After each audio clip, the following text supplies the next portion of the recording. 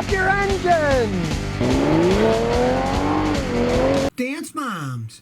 Hey, Scotty, what do you think about getting a BMW X5 used? Do you like the BMW X5s? Well, I don't, but BMW mechanics love them because they make a fortune. The X5s are possibly one of the worst SUVs ever made in terms of long life and high repairs. The older they get, the more they cost to repair. They are just endless money pits. You know, they're way up in the air, so they have a tendency of tipping over. So they got these anti-roll gyroscopic stuff, and that all breaks and costs thousands to fix. They are rolling money pits. If you value your money, don't buy one of those. For less money, you could get a Lexus SUV that'll last 10 times as long and cost you probably 1/100th the amount of money to repair. Stay away from that thing. Javier Bay says, Scotty, I want to put a supercharger on 04 Infiniti G35 with 170,000 miles. What do you think? Is it worth it or not? If you want to go fast, yes. If you want the car to last long, no. Infinities are money pits when they're that age with that much mileage. You put on a supercharger, all that does is just like a turbocharger, ram more air in the engine. Doing that, it increases the compression inside the engine. More strain. It will go like stink and then it will blow up. If you value your money, don't do it. If you want a really fast car for a short period of time, go right ahead. Don Russell says, hey, Scotty, is high mileage oil beneficial to older engines as they claim? Well, to some extent it probably is, but nothing like the claims that they're doing.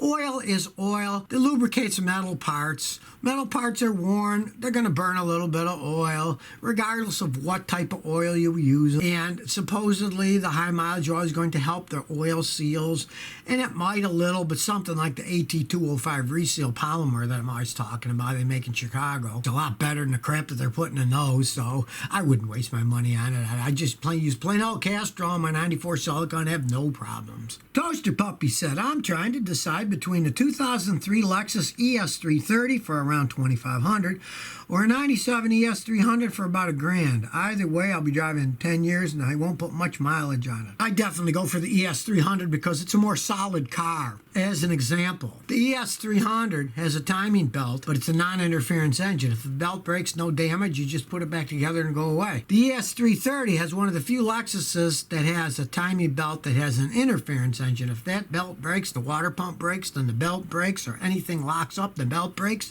pistons hit the valves, goodbye engine. Definitely go for the ES300. The ES330, they were fine cars, but they got that interference engine, and I wouldn't want to buy an interference engine. Blaine Pearson says, how long have you owned a Toyota Celica for? Let's see, I've owned it about 12 years. Bought it for $350.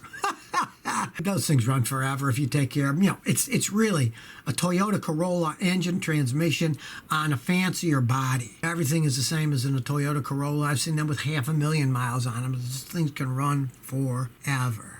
I got something interesting today. I'm trying out a 2020 Toyota Corolla Hybrid, the first Toyota Corolla Hybrid. Doesn't have the horsepower, but man, the thing gets like 55 miles a gallon in town. We'll find out. I'm going to have to drive it a whole week, see what I think of it. Bunch of Black says, Scotty, I found a used VW Golf 7 2.0 TDI with 60,000 miles, 6-speed manual transmission for $9K. Is it a good first car? Well, it can be. I wouldn't pay $9K for it, you know. You can get it for a lot less than that. People don't want them. BS about the Germans cheated on the pollution scandal, so they actually ran better. But now if you buy one, they would have put the software back to the old style where they polluted less, but they have less power. And those diesel engines can run a long time. I'm not a Volkswagen fan, but I wouldn't pay $9,000 for a used one. You can get them a lot cheaper than that. With that scandal, their prices went down the toilet. But they can last. I got a customer that's once got 300,000 miles. It's still running. Rattles and smells, but it still runs. Brandon Sparks says, Scotty, my 05 Toyota Echo detects a small evap leak, but only when the fuel tank is low. Does this make any sense? Well, anything can make sense when things get leaked. If it only does it when it gets really low, there's a lot more air in the gas tank then. Change the gas cap. That could fix the whole thing. Now, if it isn't the gas cap, then odds are it's probably a variable switching valve for the evap canister. I see they go out all the time. But try the gas cap first. That would be the most logical, because the lower the gas, the more air is inside the gas tank, and the more it's going to get a leak of vacuum than it is if it's full of fuel. I see that all the time. Miami Sunrise says, Scotty, what do you think of Datsun trucks? How often have you worked on them? Okay, Datsun is now Nissan. If you really mean Datsun, when they were called Datsun, they were great little trucks. Indestructible. A little on the cheap side, but they could run and run and run. But they've been Nissan for a really long time. Now, the Nissan Frontiers are not bad trucks. For the money that you pay for what you get, they are decent trucks.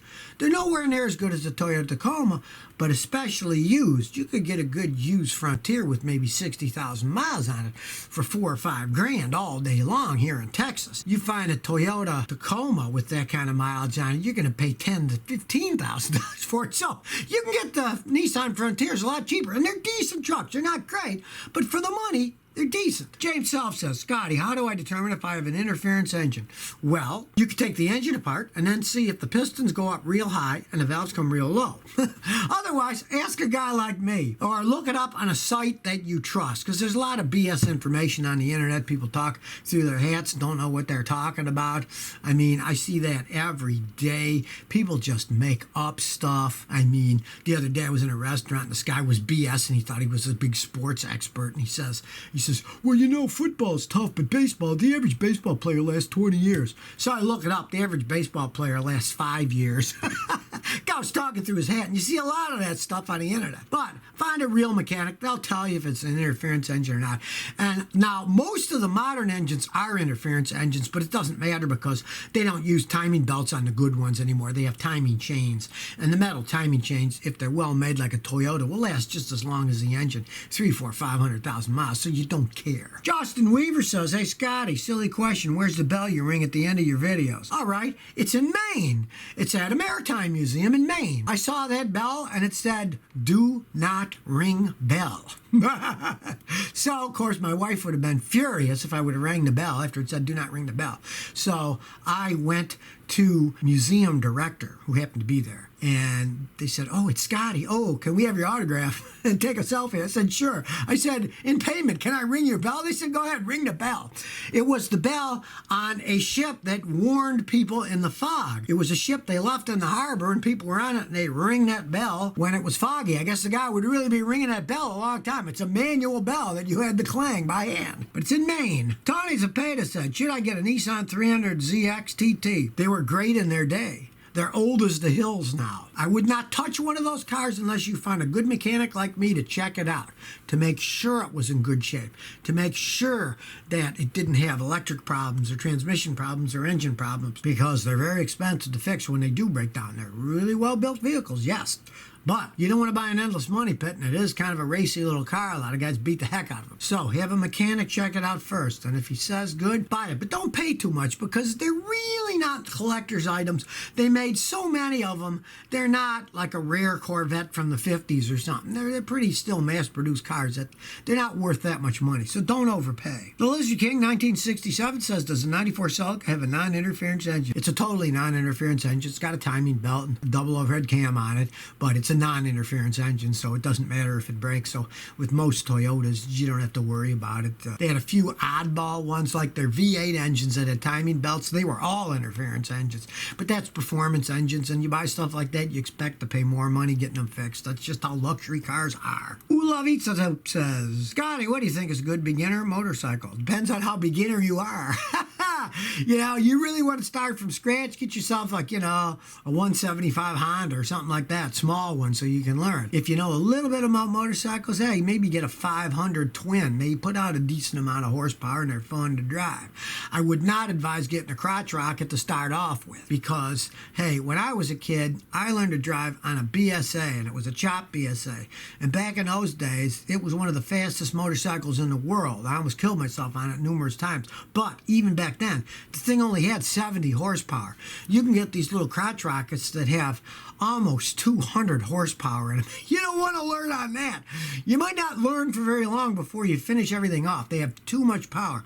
Only pros should drive those things. They have just too much power. I mean, we thought 70 horsepower is a lot. Those things have 200. That's insanity on two wheels. Caesar Urza says, Scotty, what do you think about the first generation Nissan Titans? Decent pickup trucks. Like I've said before, they're not as good as the Toyotas, but they're decent pickup trucks. They got a reasonable amount of power for hauling stuff around, and they don't fall apart. If anything, if I had to buy a Nissan, I would buy a truck. Their cars are but their trucks, they still have some dependability built into them. And the early Titans were actually quite well-built trucks. You know, if you're looking at a used one that doesn't have 150, 250,000 miles, you get a good price, why not buy it? So if you never want to miss another one of my new car repair videos, remember to ring that bell.